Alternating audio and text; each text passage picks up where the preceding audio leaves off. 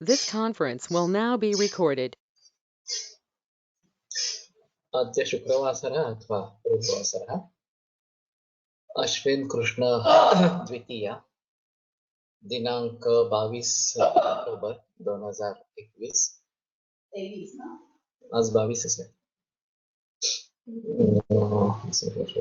2021 रसरत्न समुच्चय भूनाग शंखं चक्रं जलौघां दधतमृतघटं चारुदोर्दिश्चतुर्भिः सूक्ष्मस्वच्छातिहृद्यांशुकपरिविलसन् मौलिमं भोजनेत्रं कालाम्भोदोज्ज्वलाङ्गं कटितटविलसच्चारुपीताम्बराढ्यं वन्दे धन्वन्तरिं तं निखिलगदवनप्रौढदावाग्निलीनं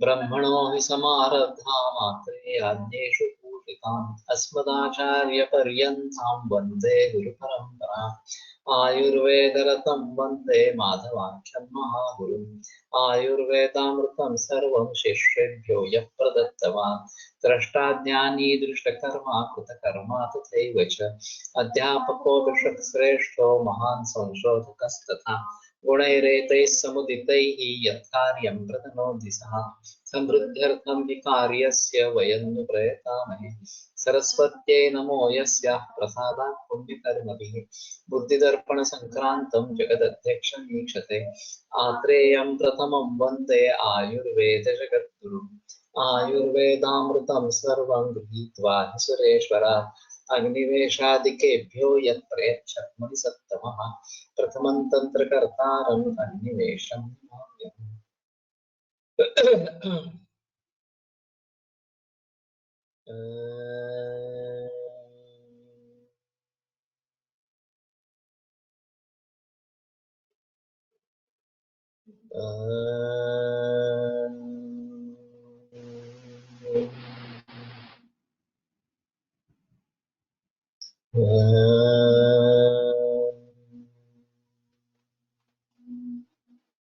ओम शांति शांति शांति।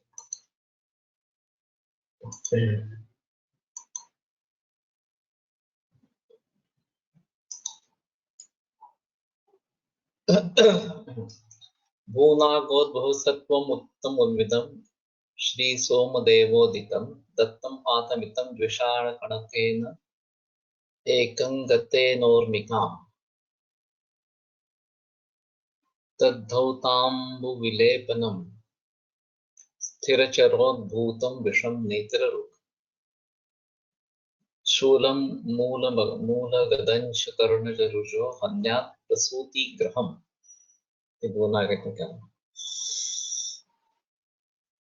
तो ये जो भूनाग इस प्रकार का सत्व है उत्तम जो सोमदेव ने जिसको बताया है, तो एक पाद दत्तम पादमितम द्विषाण कनकेन दो शान गणक कनक एकं एकं गतेनोर्मिकाम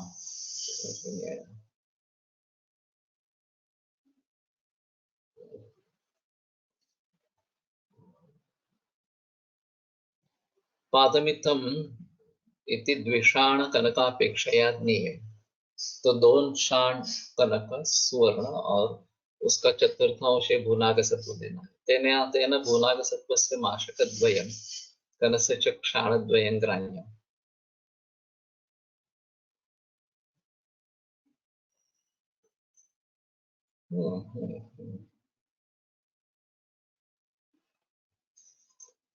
द्विषाण और ये माशद्वय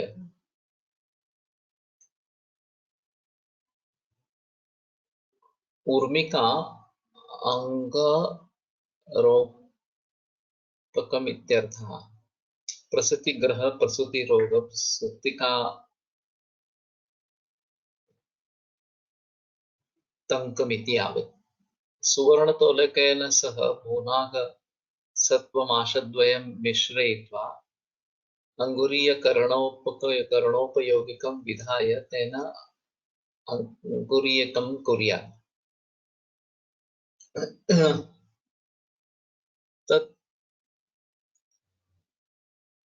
अंगुरीयक धौताम्ब विलेपनेन स्थावर जंगम विषादिकं विनश्यति। विलेपनेन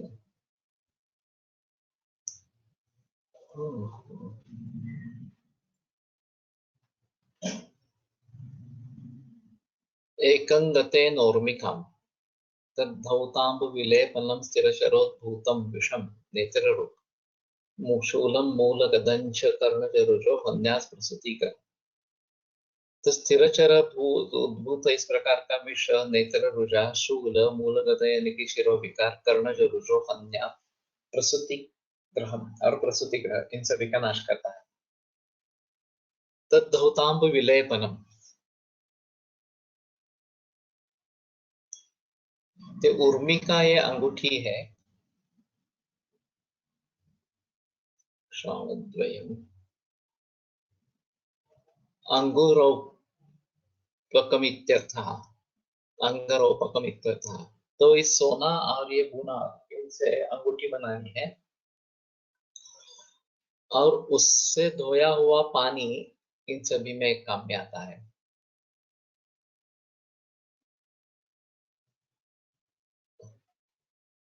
शब्दं मिश्रयित्वा अंगुरीयकरणोपयोगिकं विधाय तेन अंगुरीयक कुर्यात्। तद अंगुरीयक दौताम्ब विलेपनेन तो विलेपन करना है उसका। तद दौताम्ब विलेपनम स्थिरचरोद्भूतम तो वो पानी में धोकर उस पानी का लेप करना है यानी कि वो पानी लगाना है। स्थिरचरोद्भूत विष नेत्ररूप शूल मूर्धरोग कर्णजरुजा और प्रसूति ग्रह इन सभी का वो नाश करता है। ऐसे ही भूनाग आदि का इस प्रकार का बताया गया। तो ठीक है, इसमें सुवर्ण है।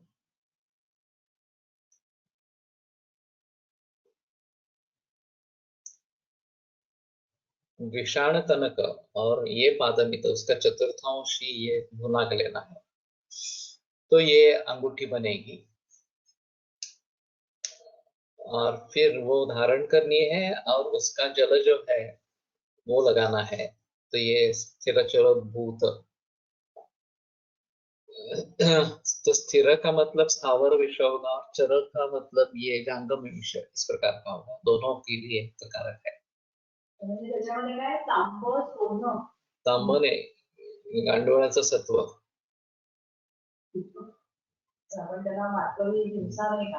आहे ना। ठीक है। आता तैलपातन विधी मूलानि उत्तर वारुण्या जर्जरी कृत्य कांचिके क्षिपेत अंकोल बीजानां पेशिका जर्जरी कृता तत्तैलं कृतवत्स्त्यानं ग्राह्यं तत्तु यथाविधि। उत्तर वारुणी अंकोल बीजा तैलपातन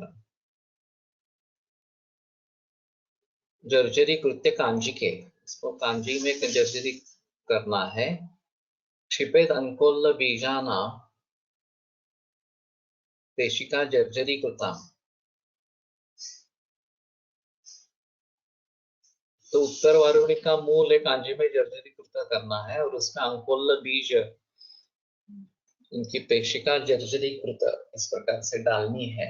तत्तैलं घृतवत् स्नानम ग्राह्यं तत्तु यथाविधि उससे जो तेल निकलेगा वो घृतवत् स्नान होता है। और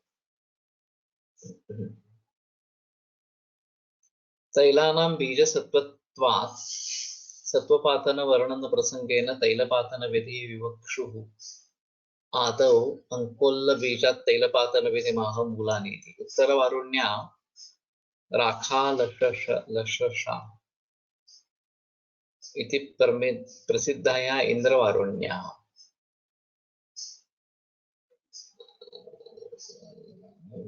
अंकोल अंकोठ दल आंकड़ा इति ख्यातः अंकोल्ली देवदारु इति वा अंकोल्लो देवदारु इति वा ओकड़ा इति ख्यातो वा ओकड़ा ओकड़ा को करोल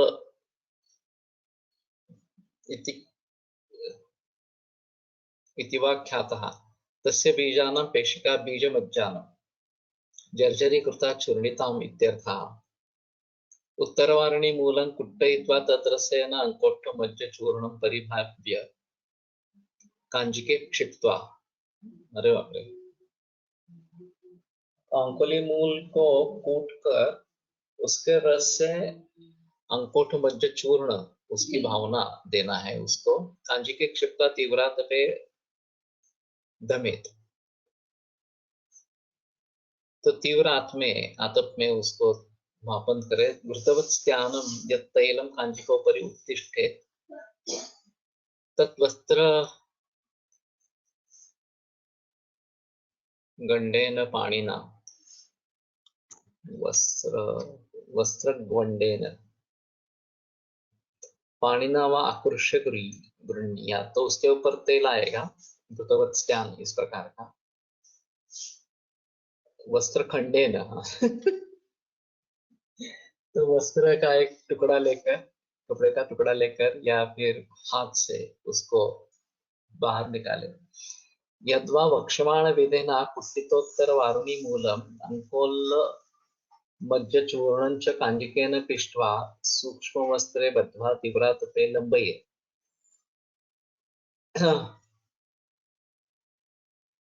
तदतः पात्रम् एकं स्थापयेत् च लम्बमान वस्त्र बद्धौषधात् यत् तैलं चवेत् तद्ग्राह्यम्। ये थोड़ा आसान लगता है ज्यादा। हाँ, तो कुट्टित उत्तर वारुणी मूल अंकोल मज्ज चूर्ण एक कांजिक से पेषण करके सूक्ष्म वस्त्र में बांध के तीव्र आतप में रखे और उसके नीचे एक पात्र स्थापन करे। तो ये लंबवान वस्त्र बद्ध औषधा, जो औषध बांधा गया है उसका, उससे नीचे जब तैलम चवेत तत्व ग्राह्य, जो तैल निकलता है वो ग्राह्य, इस प्रकार का। अस्यैव प्रकारांतरमः संपेक्षयति पेटकारी ज्योतिष्मति विरलांबरे चषक पात्रम। चषक शब्दः सुरापानं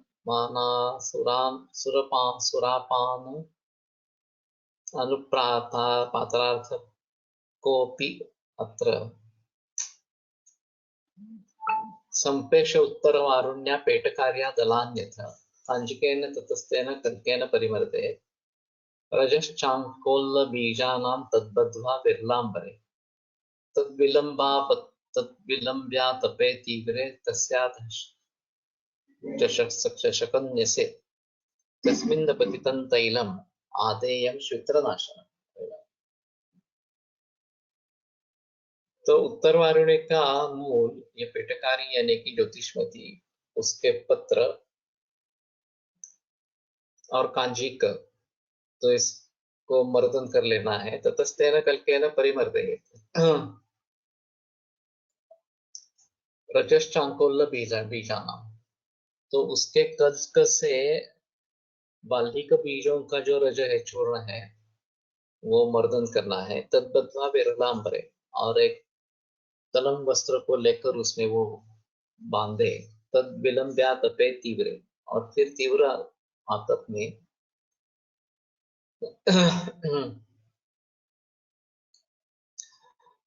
उसको छोड़ना है, टांग ये बांध के रखना है इस प्रकार से। तस्याधः चषकन्यसे, और उसके नीचे एक पात्र रखे। ये चषक का मतलब ज्यादातर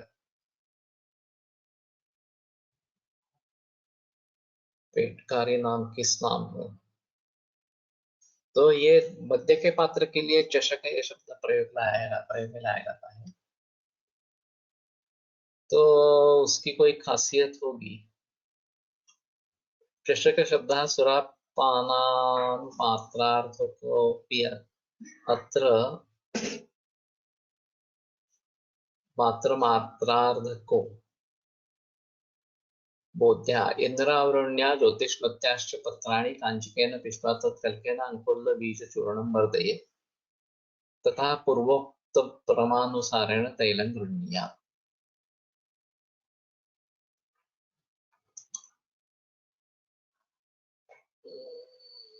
पेटकारी का मतलब क्या है और ज्योतिष्मती का मतलब क्या है, ये दोनों देखने पड़ेंगे।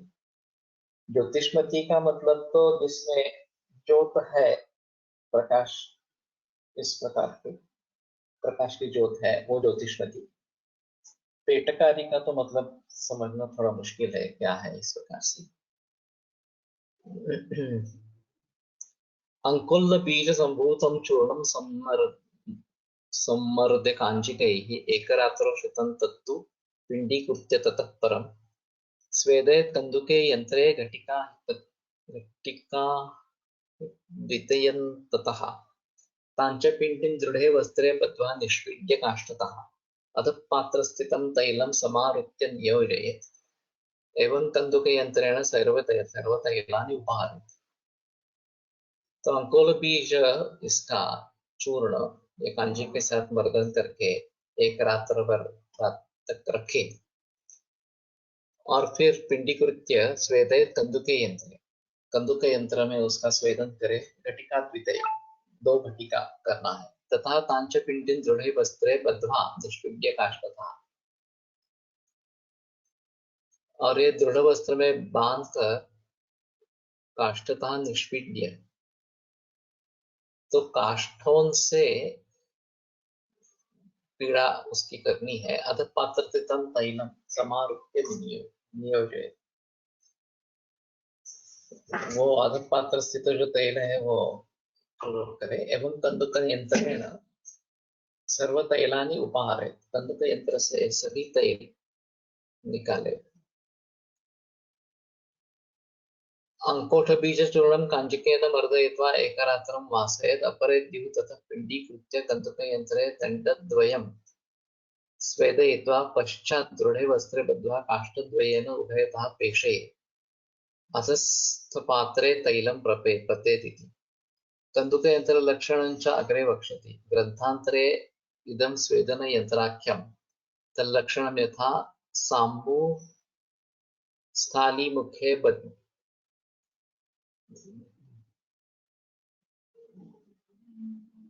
वङ्गे वस्त्रे स्वेद्यं निधाय च विधाय पच्यते यत्तत् यन्त्रं स्वेदनं स्मृतं तद्यन्त्रं स्वेदनं स्मृतम्। साम्बुस्थाली मुखे वंगे वंगे वस्त्रे स्वेद्यं निधाय च, इसमें स्थाली मुख में ये अंबु रखा है। बद्धे वस्त्रे स्वेद्यम निधाय च, और वस्त्र में बांधकर जो स्वेदनीय है वो रखा गया है। विधाय पच्यते, और ढक्कन रखकर पचन किया जाता है। यत् यंत्रम स्वेदनम स्मृतम, ये स्वेदन यंत्र है। तो मुझे लगता है कि पानी नीचे रखना है और ऊपर से उसकी जो भाप होगी वो ऊपर आएगी, उससे स्वेदन होगा। वो बीच में लटकाए रखना है जो स्वेद्य द्रव्य है वो, और ढक्कन रखा है और फिर पचन करना है। तो उसकी भाप बनेगी पानी की और उससे स्वेदन होगा इस प्रकार से। या भी इसकी एक ही मात्र फलश्रुति सूत्र की बताई गई है ऊपर लगाने के लिए। अभी मालूम नहीं अंकोठ या अंकोल का तेल बाजार में मिलता है या नहीं मिलता है। अगर मिलता होगा तो सूत्र के लिए प्रयोग में ला सकते हैं। और ये क्या द्रव्य है मालूम नहीं, अंकोठ थोड़ा देखना पड़ेगा। अंकुल्लस्यापि तैलं स्यात् काकतुंड्या समूलया, काकतुंडी मूल सहित इस प्रकार की लेते हैं तो भी बाकुची देवदाल्योश्च कर्कोटी मूलतो भवेत्। बाकुचे और देवदाली इनका कर्कोटी मूल से तैल बनेगा। तो बाकुची तो प्रचलन में है, अंकोल मुझे मालूम नहीं, ये प्रचलन में है। अपामार्ग कषायण तैलम स्यात् विषमुष्टिजम। तो विषमुष्टि ये तो विषतिंदुक है, तो अपामार्ग कषाय से उसका तेल निकलता है। काकतुंडी श्वेतगुंजा समूला काकतुंडी रसेन अंकोल बीजं मर्दयित्वा पूर्ववत् कंदुकायंत्रे तैलंग्राह्यं बाकुची बीज घोषबीजाभ्यां तैलपातलवेदिमा बाकुची सोमराजे देवदाली हस्तिघोषका कर्कोटी कर्कोटकः पॉकरोल इति भाषा कर्कोटी मूल रसमर्दित बाकुची देवदाली बीजाभ्यां पूर्वरीत्या तैलम आहरते। कैन इट बी कंकोल? कंकोल तो नहीं लगता है।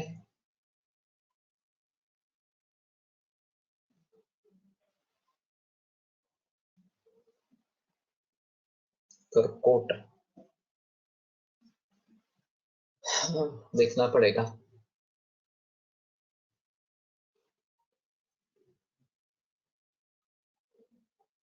मूलकवात है कुमार्याश्च तैलम जयपालजम हरे। तो कुमारी के मूल के क्वाथ से जयपाल का तेल निकाले। क्वाथे रक्तापमार्गस्य बाकुची तैलम आह। रक्तापमार्ग ये ज्यादातर श्वेत वर्ण का दिखता है। रक्तापमार्ग उससे बाकुची तेल निकाले। कृष्णाया काकतुंड्याश्च बीजचूर्ण। गुजरात में अंकोल का तेल कई लोग निकालते हैं, तो अच्छी बात है। तो जरा जानकारी हासिल करो किस प्रकार से करते हैं। इसमें जो ग्रंथों में जो दिया है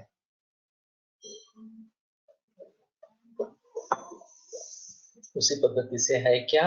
और दूसरी चीज उसका उपयोग किस कार्य के लिए करते हैं? जैसे इन्होंने श्वेत्र के बारे में कहा, उस प्रकार से होता है क्या या दूसरा कुछ होता है? और ये अंकुल फल कैसे दिखते हैं ये भी एक बार फोटो डालो, ज्यादा अच्छा रहेगा। कृष्णाय काकतुंड्याश्च बीजचूर्णानि कारयेत् कांतपाषाणचूर्णं च एकीकृत्य निरोधयेत् धान्यराशिगतं पश्चात् उद्धृत्य तैलमाह। तो कृष्ण काकतुंडी उसकी बीज का चूर्ण करे, कांतपाषाण चूर्ण ये दोनों इकट्ठा करके धान्य राशि में रखे, पश्चात उद्धृत्य तैलमाह, और फिर एक पक्ष के बाद निकाल कर तेल निकाले।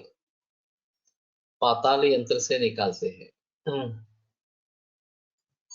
अगर पूरी विधि समझ में आती है, उसका वीडियो हो सकता है तो भी देखो, क्योंकि अगर ये परंपरा ये है तो शायद हम इसका प्रयोग करना आरंभ करेंगे इस प्रकार से। और हमें तो कोई मालूम ही नहीं है इस प्रकार से कुछ किया जाता है इस प्रकार से, तो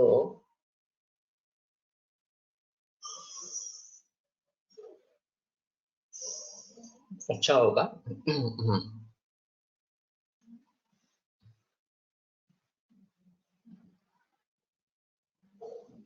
अथ षष्ठोध्याय अथ शिष्योपनयनम। हाँ, ये अलग ही मुद्दा शुरू हो गया। रसशास्त्राणि सर्वाणि समालोच्य यथाक्रमं साधकानां हितार्थाय प्रकटीक्रियते। तो सर्वाणि रसशास्त्राणि समालोच्य, सभी रसशास्त्रों का समालोचन करके यथाक्रम क्रम के अनुसार साधकों के हित के लिए प्रकटीक्रियते अधुना, जो हम सब प्रकट करते हैं। न क्रमेण विना शास्त्रम न शास्त्रेण विना क्रम शास्त्रं क्रम एतन् ज्ञात्वा यः करोति स सिद्धिः। ये महत्वपूर्ण श्लोक है। भी मैंने पहली बार ही सुना है, किसी लोग दूसरे ने भी इसका जिक्र नहीं किया।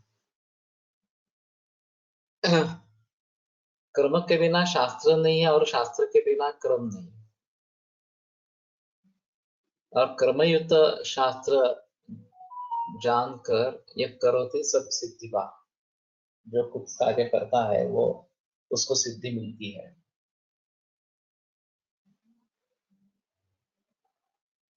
टीका देखते हैं क्या है, कुछ है क्या।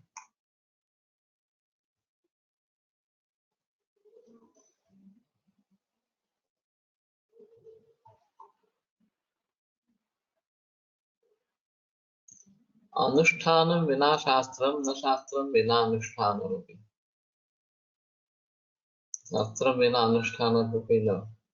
यदि अनुष्ठानं न क्रियते तदा शास्त्रपठनस्य वैयर्थं, यदि शास्त्रं नाधीयते तदा अनुष्ठानस्य अपि सम्यक् न जायते, अतः तस्य वैयर्थ्यमिति।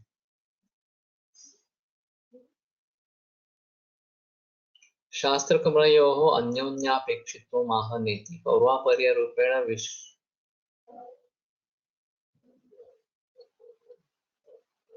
विन्यासविरहितं शास्त्रं न शास्त्रं, शास्त्रविरहितकर्मोऽपि न क्रमः।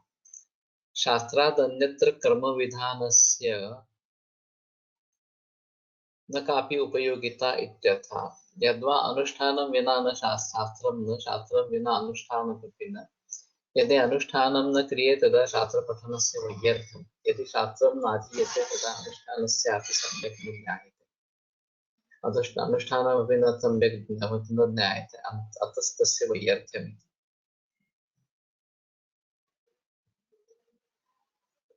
रसशास्त्राणां प्रकटीकरणे कारणं विवक्षुः आचार्याः स्वस्मिन् शिष्याणां प्रत्ययीत पादनार्थ आदौ आत्मनः रसशास्त्रेषु विशेषज्ञत्वं विर्वृणोति शास्त्ररसशास्त्राणि।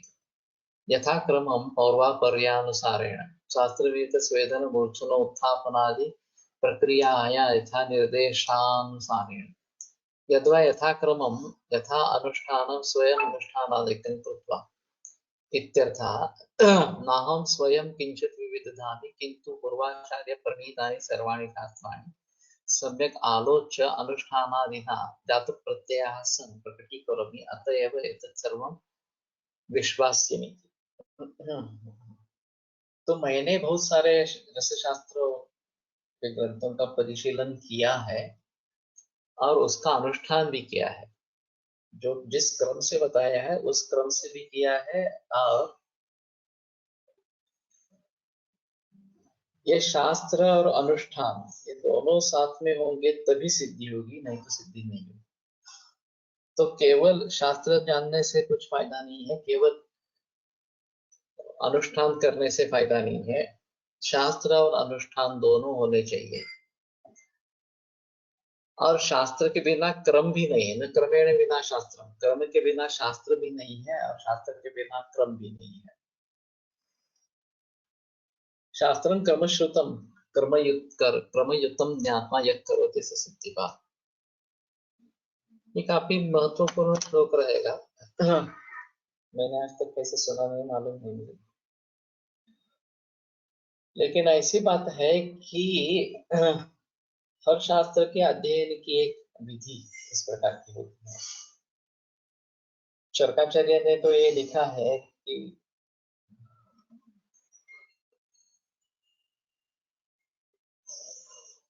पदशाह वाक्यशाह वाक्यार्थ वयशाह, इस प्रकार से पढ़ते रहना है और फिर उससे अर्थबोध होता रहेगा। और आयुर्वेदोपदेशेषु विधेय परमादरः, इसके बारे में टीका लिखते हुए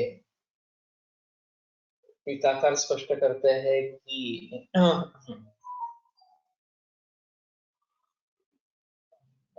उसमें अनुष्ठान की जरूरी इस प्रकार की है।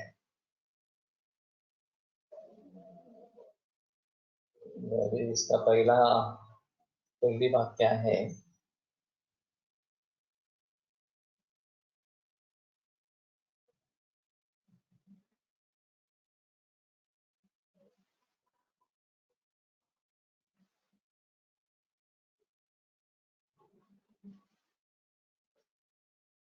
याद आएगा मुझे।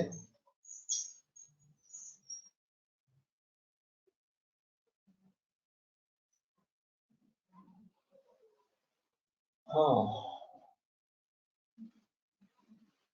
ठीक है। तो यस्मिन् ज्ञाते सर्वमिदं ज्ञातं भवति निश्चितं तस्मिन् परिश्रमः कार्यः किमन्यत् शास्त्रभाष्यम्। हर शास्त्र किस प्रकार से सीखना है। पेशेंट एज 52 मर्चेंट नेवी मध्ये शिपवर आहे 90 अमलकटुकार सुरेश्वर हस्तपाददाम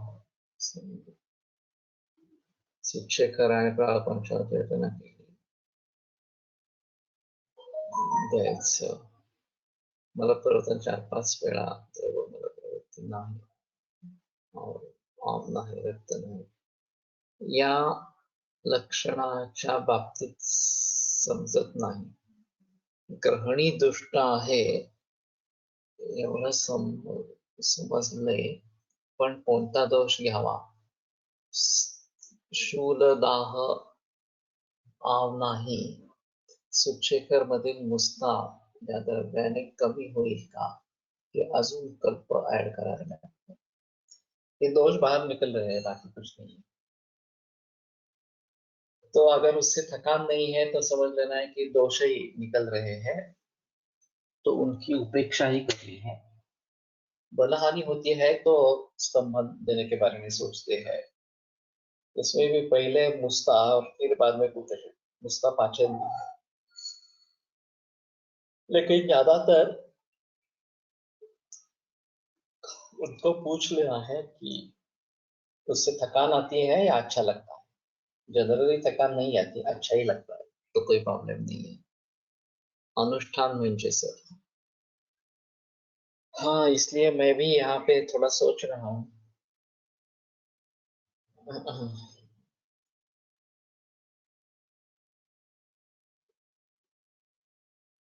पाठबोधानुष्ठान पाठबोधानुष्ठान नहीं है इस प्रकार से उसका पठन करते रहना, उसका अर्थ समझने लेना और उसका अनुष्ठान करना इस प्रकार से। और खास करके ये अध्यात्म में शब्द ज्यादा अनुष्ठान का आता है कि उसकी जो रीति है उसका जो क्रम है उसको फॉलो करते रहना है। पारायण या ये जैसे पारायण ये एक तरीके का अनुष्ठान है लेकिन ऐसे कई इस प्रकार के होंगे जिसमें नियम रहेंगे इस प्रकार से। शश्वत अभियोगम अस्मिन् गच्छेत् कि उसी में लगे रहे। ऐसी स्थिति अगर होती है दूसरा कुछ हमें दिखता ही नहीं है इस प्रकार से तो ये अनुष्ठान इस प्रकार का हो जाएगा। और हर शास्त्र की समझने की एक रीति होती है, पद्धति होती है। उसमें ऐसी बात होती है कि पहले क्या सीख लेना चाहिए और फिर जो शास्त्र हम सीखना चाहते हैं वो सीखे। ये क्रम में बात आती है। ते बालानां सुखबोधाय ते क्रियते तर्क संग्रह ये जो अन्नम भट्ट का श्लोक है तो बाल किसको कहें। तो टीकाकार स्पष्ट करते हैं कि अधिक व्याकरण काव्य कोशादि अनधिक न्याय बाल। व्याकरण कोश वगैरह जिन्होंने अध्ययन किए हैं सिर्फ न्याय का अध्ययन नहीं किया है वो इनके हिसाब में बाल है। तो उसी तरीके से आयुर्वेद सीखने के लिए ये सभी प्राचीन दर्शन शास्त्र जो है उसका अध्ययन होना जरूरी इस प्रकार का रहेगा और फिर बाद में आयुर्वेद सीखने की कोशिश करेंगे। उसमें भी एक ग्रंथ को प्रधान रखेंगे और उसका समूचा अध्ययन करके फिर बाकी ग्रंथों का आलोचन भी करें। ये ज्यादा बेहतर इस प्रकार का ऑप्शन है। नहीं तो हम बह जाएंगे कहीं किसी सूत्र के आधार पर। तो ये एक तरीका है कि जिसको जानने से शास्त्र के बारे में जानकारी होती है वो पहले हमें करना है। ये वैदिकीय सुभाषित साहित्य में ये श्लोक उठा लिया था और फर्स्ट ईयर में मैं पढ़ाता था तो का पाठ अवबोध अनुष्ठान, हाँ अभी मुझे पक्का याद है, पाठ अवबोध अनुष्ठान इस प्रकार से। तो पहला जो है वो शुद्ध उच्चारण ये है। एक बार गलत उच्चारण हो गया और वही दिमाग में बैठ गया तो फिर काफी मुश्किल हो जाता है उसको सुधारने का। तो इसलिए शास्त्रं गुरुमुखोद्गीर्णम आदाय उपास्य च असत्, ये बात बताई गई है कि गुरुमुख से जो आया है उसको भली भांति स्वीकार करना है और उपास्य च असत्, बार बार उसकी उपासना करनी है। अब ये बड़ा एक आश्चर्य माना जाता है कि समूचा वेद वांग्मय केवल मौखिक परंपरा से आसे तो हिमाचल, कन्याकुमारी से लेकर हिमालय तक विशिष्ट पद्धति से उसको रटते रहना, उसमें थोड़ा भी अंतर हुआ तो वो चलता नहीं था इस प्रकार से। और इस प्रकार से वेद ये जो है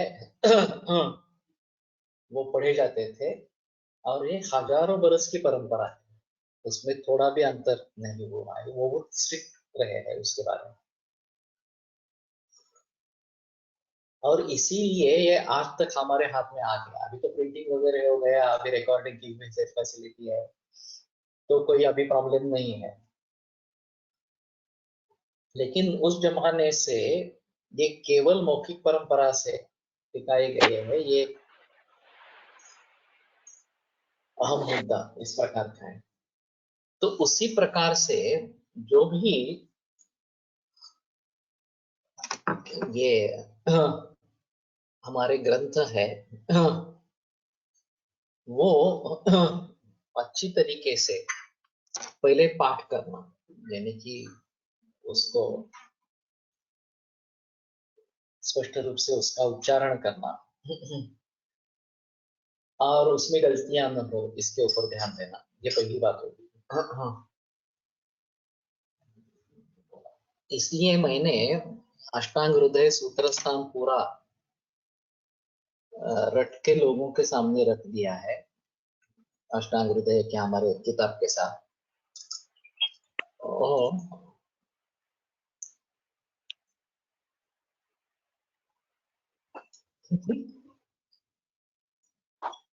ये इस प्रकार के सवाल मत पूछो यहाँ पे।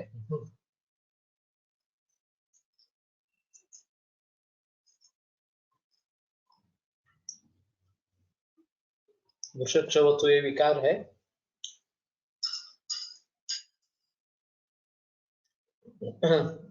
तो ऊर्ध्वशत्रु विकार में मिलेगा, उसमें धूपन चिकित्सा अच्छी काम करती है।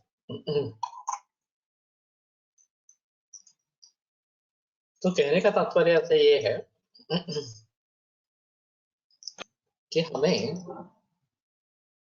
पहली बात करनी है वो अच्छे तरीके से पढ़ना है और उसमें गलतियां न हो इसके बारे में ध्यान देना है।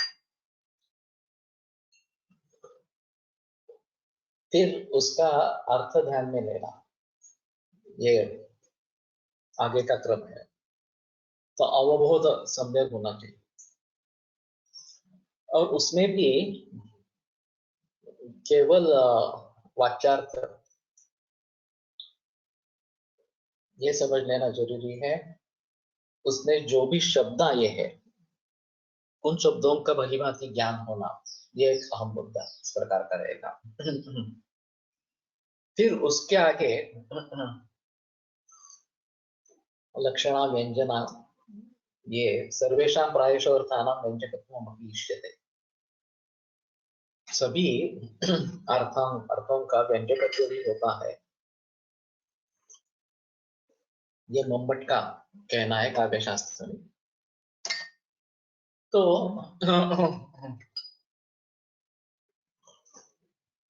काव्य में तो ये बात होती रहती है कि वाच्यार्थ केवल अभिप्रेत नहीं होता। पश्चात निश्चल निष्पन्ना पथबलुनी पतरे रागते बलाका, एक प्रेयसी एक प्रियकर को कहती है, तो एक बलाका कमलनी पत्र पर स्थिर है, निश्चल निष्पन्न है, तो कोई हलचल नहीं है इस प्रकार से। तो प्रियर कर को समझ लेना चाहिए कि ये संकेत स्थल है, यहाँ आने जाने वाले लोग ज्यादा नहीं, इसलिए निश्चल निष्पन्न बलाका है।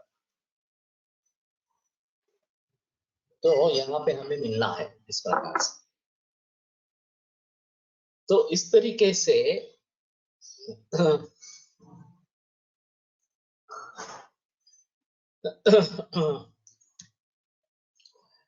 उसमें अभी ये जो ऑडियो रिकॉर्डिंग्स उपलब्ध है, मैंने तो सिर्फ ऑडियो रिकॉर्डिंग्स रखी है, सुश्रुत ने फिर से बाद में ये किया हो, उत्तर पूरा सूत्र स्थान फिर निदान स्थान उसने किया है। और मेरे ख्याल में ऐश्वर्या मेथा ने सुश्रुत का शुरू किया था, मालूम नहीं उसका कैसा उपलब्ध है क्या है इसके पास। तो मुख्य जो है वो संधि विग्रह करे या न करे इस प्रकार का है। जो प्राचीन पद्धति है उसमें संधि विग्रह के बिना ही करते हैं, लेकिन अगर संधि विग्रह करके करेंगे तो भूदे कम होगी और स्पष्ट रूप से समझ में आएगा। अब दूसरी बात है कि उसका हर शब्द का अर्थ समझ लेना है और फिर अन्वय लगाना है। तो ये योग तंत्र युक्ति है, संस्कृताचार्य ने बताई हुई कि जो बिखरे हुए इस प्रकार के पद है उनको इकट्ठा लाना और फिर कर्ता कर्म क्रियापद ये तो कम से कम होने के लिए, फिर उन सभी के विशेषण कर्ता और कर्म क्या और बाकी पद जो कारक विभक्तियां इस प्रकार के है, तो उनको भली भांति समझना है। फिर भी हम वाच्यार्थ तक ही पहुंचेंगे, लक्ष्यार्थ या व्यंग्यार्थ ये ध्यान में आने के लिए काफी अन्य प्रयास भी करने पड़ेंगे। उसमें ऐसी स्थिति है कि उस सूत्र का अतीतावेक्षा और अनागतावेक्षा तंत्र युक्ति से दूसरे पूर्व या पर सूत्रों से कुछ संबंध है क्या, ये देखना। तो बार बार अगर उसको दोहराते रहते हैं तो ये संबंध हमारे ध्यान में आने लगता है कि अरे यहाँ पे उसका लक्षण बताया है, यहाँ पे उसकी चिकित्सा बताई गई है, तो अग्नि के 3 भेद बताए इस प्रकार से, मंद तीक्ष्ण विषम इस प्रकार से, और फिर शारीरिक स्थान में उसका लक्षण किया और फिर निदान स्थान में वो कहाँ पे हेतु है ये बात बताई, चिकित्सा स्थान में उसके बारे में चिकित्सा बताई। ये सभी जो चीजें है वो भली भांति समझ लेना जरूरी है। तो ये जो संदर्भ संबंध रहते हैं उसके, वो बार बार करने से होते हैं। अभी केरल में जो प्रचलन है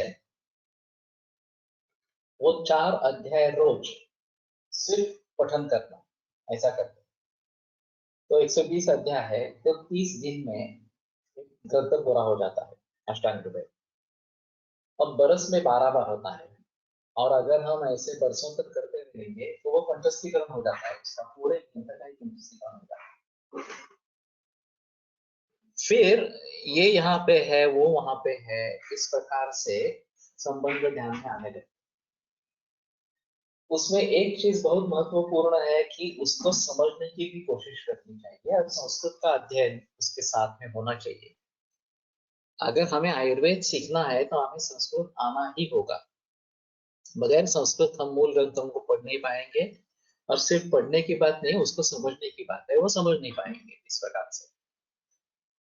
तो ये प्री रिक्विजिट होगी, जैसे न्याय सांख्य वगैरह दर्शन भी पढ़ लेने हैं समझ लेने हैं, उसी प्रकार से ये भी पढ़ लेना है समझ। सटीक लेंगे तो अच्छा है दादा, लेकिन मूल ग्रंथों का पठन करें और अर्थ करने के लिए टीकाओं का प्रयोग करें। अभी जो भी उपलब्ध वाङ्मय है, टीकाएं है, भाषांतर है, वो सभी देखे, लेकिन हमें पता होना चाहिए कि ये गलत है, सही है। तो उतना हमारा संस्कृत भी अच्छा होना बहुत जरूरी इस प्रकार का रहेगा। और ये बार बार करने से ही होगा। और जहाँ हमें तकलीफ होती है या फिर मार्ग दिखता नहीं है, वहां कोशों की सहायता लेना ये आवश्यक इस प्रकार का रहेगा।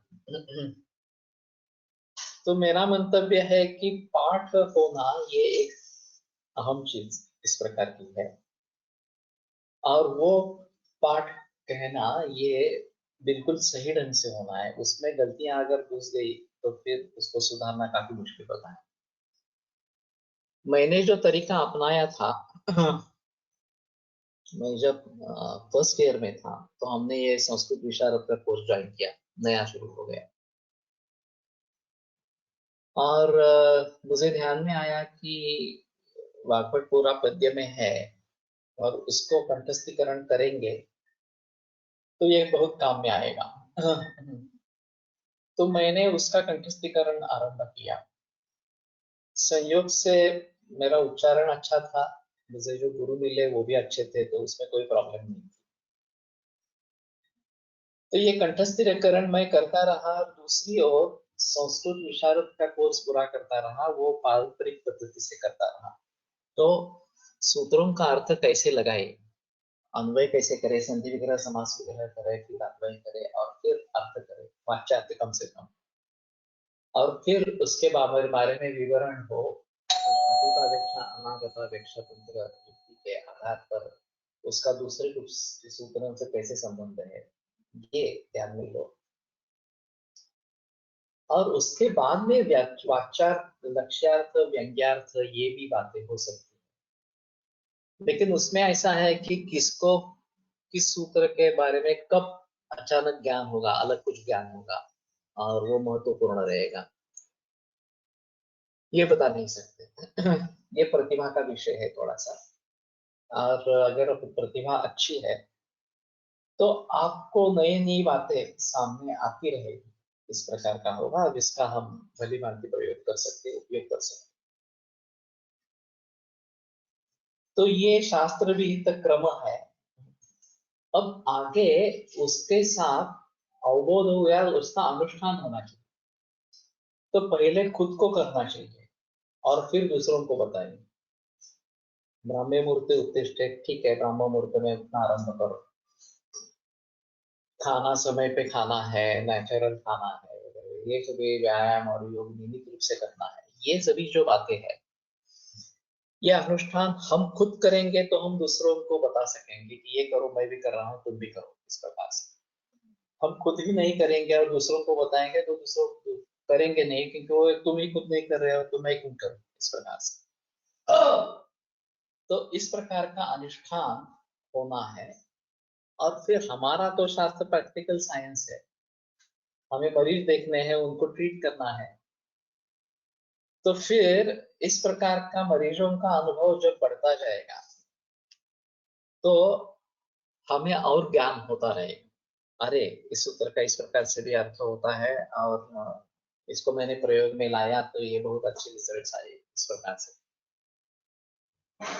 शब्द अनुष्ठानम लिंगम प्रकारम क्ली प्रकारं च क्ली अनुस्था भावे ल्युट कर्मारंभ करणम कृता श्री भवदेवेन कर्मानुष्ठान पद्धति उपादान व्यवस्थापनम उपयोगिता आनुरूप्यम कार्यकरणम अभ्यास अनुशीलनम चर्चा। अच्छी बात है, तुमने ये सब डाल दिया शब्द कल्पद्रुम से। तो कर्म का आरंभ करना, कार्य करना इस प्रकार से। कृता श्री भवदेवेन कर्मानुष्ठान पद्धति। तो कर्मानुष्ठान पद्धति ये श्री भवदेव ये जो है उन्होंने रखी। उत्पादनम व्यवस्थापनम, तो व्यवस्थापन ये शब्द भी काफी पुराना है। अभी जो मैनेजमेंट का बोलबाला होता है एक हमारे यहाँ कारपोरेट कीर्तन हुआ था, तो उन्होंने बोला था कि Ramdas is the best Guru in management. तो व्यवस्थापन हमारे यहाँ पहले से ही है, काफी मात्रा में है। उपयोगिता, अनुरूपता, कार्यकरणम, अभ्यास, अनुशीलनम, चर्चा, तो इतने सारे भाव ये अनुष्ठान इसमें इस शब्द में आए हैं। तो ये काफी अच्छा रहेगा। और फिर अनुष्ठान हम करते रहेंगे तो हमें और ज्ञान अच्छा ज्ञान होता रहेगा, प्रैक्टिकल अप्रोच उसका समझ में आएगा। हम मरीजों में प्रयोग करते रहेंगे और उससे फिर नया नया ज्ञान इस प्रकार का होता रहेगा। अरे ये होता नहीं है तो इसमें कुछ देखना है, क्यों नहीं हो रहा है इस प्रकार से। तो दूसरे किसी को सक्सेस मिला है क्या, वो देखो, उसने क्या किया था, हमने क्या किया था, वो देखो, इस प्रकार से। तो कहने का तात्पर्य अर्थ ये है कि इस तरीके से अगर हम करते रहेंगे तो ये अनुष्ठान इस प्रकार का होगा। और इसलिए शास्त्र का क्रम ध्यान में लेना बहुत जरूरी इस प्रकार का रहेगा। तो जैसे मैंने कहा कि न्याय वैशेषिक वगैरह शास्त्रों का अध्ययन ये हमारी पूर्व पीठिका होनी चाहिए, उसी प्रकार से संस्कृत का अध्ययन भी हमारी पूर्व पीठिका होनी चाहिए, क्योंकि संस्कृत अभी बोली भाषा नहीं है या मातृभाषा भी नहीं है। तो उतनी आसानी से संस्कृत को समझ नहीं पाएंगे। संस्कार भारती का एक कार्य प्रचलन में है कि संस्कृत संभाषण वर्ग इस प्रकार से चलाते हैं, तो उसके बारे में जो भीति है वो कम हो जाती है संस्कृत के बारे में। लेकिन ऐसा है कि ये बार बार करना पड़ता है, सातत्य से करना पड़ता है, तभी ये होगा। और फिर जहां गलतियां होगी उसको कैसे सुधारेंगे ये बताने वाला कोई ना कोई तो चाहिए, गुरु इस प्रकार का। अरे ये गलत प्रयोग हो रहा है, ये तुम इस प्रकार से प्रयोग करो वगैरह वगैरह। तो ये बातें अगर होती रहेगी तो हम भली भांति हमारे ग्रंथों को समझ पाएंगे,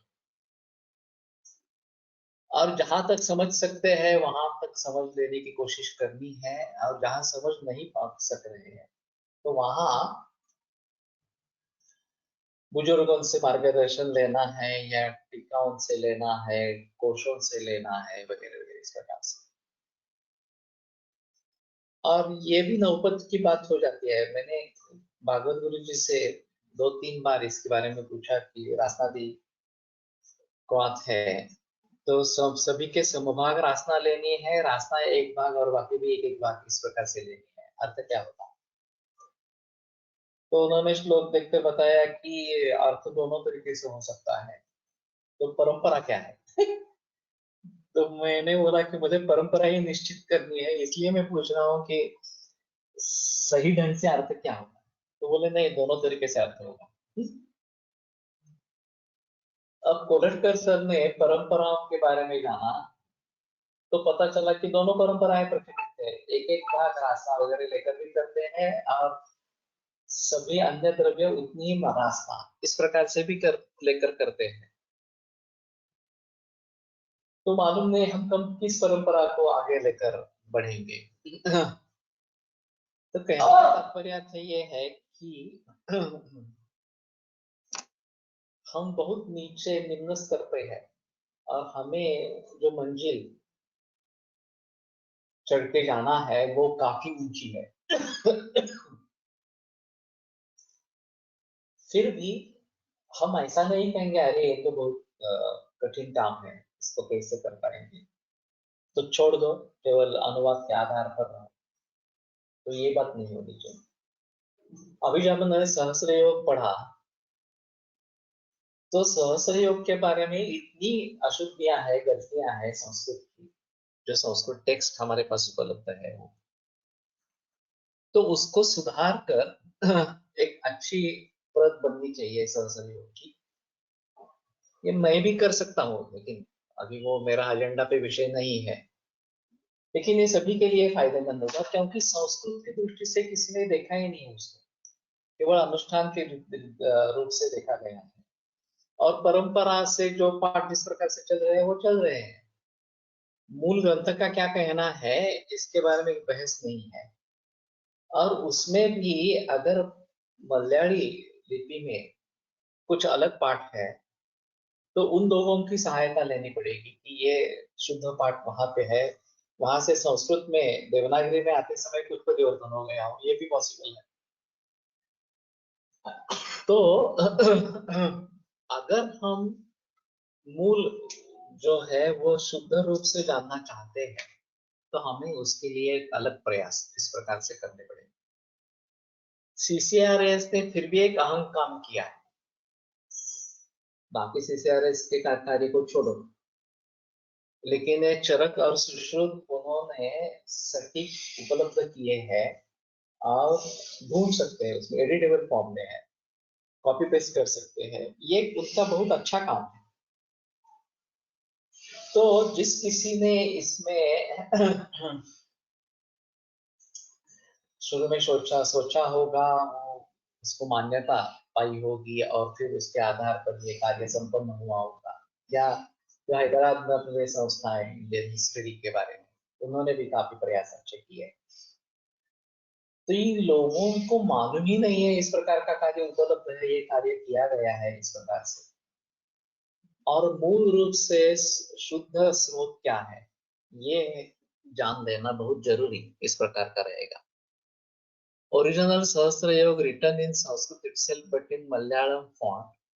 Problem may have happened when converting it in Devanagari font.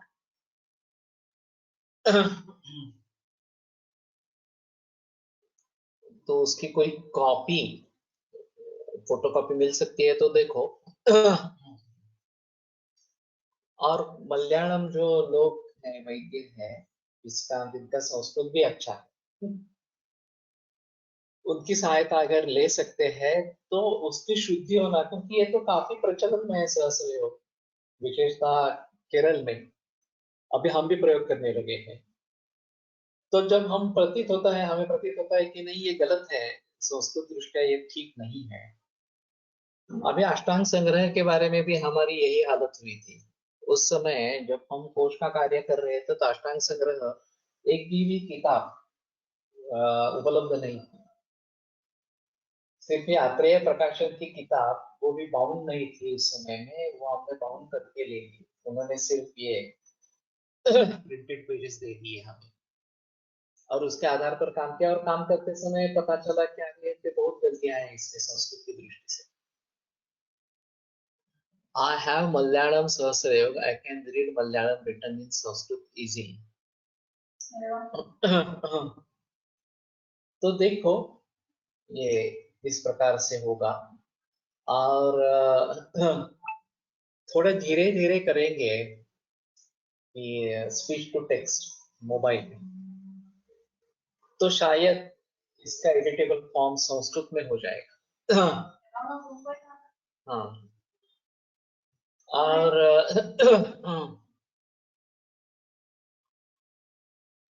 तो तुम पढ़ो नहीं तो एक तो ऑडियो हो जाएगा उसका, और फिर उसका स्पीच टू टेक्स्ट करेंगे तो उसका एडिटेबल फॉर्म ये भी माइक्रोसॉफ्ट वर्ड में हो जाएगा। तो ये हमारे लिए अच्छी बात इस प्रकार की होगी। और फिर उसमें भी अगर गलतियां हैं तो उसमें सुधारने की कोशिश करेंगे। लेकिन जो हमारे सामने पीडीएफ आई थी वो तो अच्छी नहीं थी, उसमें कोई संदेह नहीं है। तो बहुत जगह ऐसा होता है कि नहीं ये इस प्रकार का पाठ होना चाहिए वगैरह, हम समझ लेते हैं। तो ये बात ध्यान में रखनी है।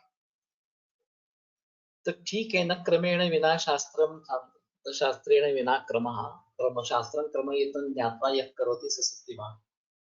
कल भी मैं शायद इसी के श्लोक पर बहस करूंगा, इसी श्लोक पर बहस करूंगा और फिर आगे बढ़ेंगे। आयुर्वेद प्रकांडो निगदित इह हि शल्यतंत्र प्रधानः, शिष्टेभ्यः शाश्वतोऽयं निखिल जन कृपा व्याप्त चित्तेन येन आयुर्वेदस्य वाञ्छन् पुनरपि भुवने ताञ्च सुष्ठु प्रतिष्ठां श्रेष्ठं धन्वन्तरिं तं प्रणमति च सदा वैद्यवर्गो हि नूनम् वैद्यवर्गो हि नूनम्